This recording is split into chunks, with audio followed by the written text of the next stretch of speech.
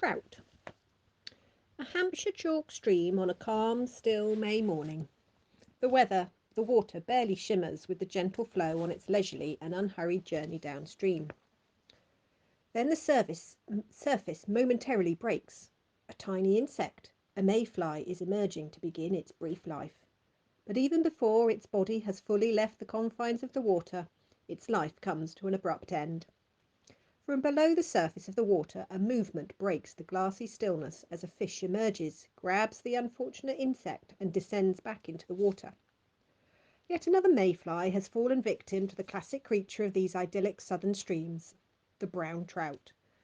Later that day, however, the boot may be on the other foot, for trout attract anglers, and few anglers are so single-minded, so eager to outwit their target as those who pursue this aristocratic fish.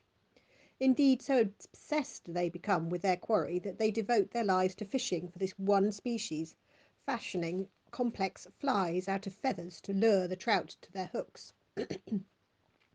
Like their larger relative, the Atlantic salmon, some trout lead a double life. Having been hatched and raised in rivers and streams, they head out to sea before returning some years later to spawn. But the brown trout found in these Hampshire streams stay put for their whole lives. And given the abundance of food and places to breed, why shouldn't they?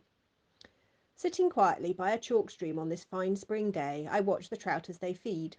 I can just make out their dark, menacing shapes as they bob up towards the surface. The larger fish don't just eat mayflies, but also prey on the chicks of ducklings and moorhens, and even young water voles. Further north, in the deep, murky, acidic waters of Loch Ness, there are trout that have gone bad. These giant fish, known as ferox trout, are cannibals, seeking out and feeding on the young of their own species. They weren't always like this. As youngsters, they live on the usual diet of aquatic invertebrates, but once they reach a certain size and weight, they switch to feeding on fish, enabling them to grow as heavy as 14 kilos. Whether this makes them a separate species is still up for discussion, but they certainly behave very differently from their southern counterparts.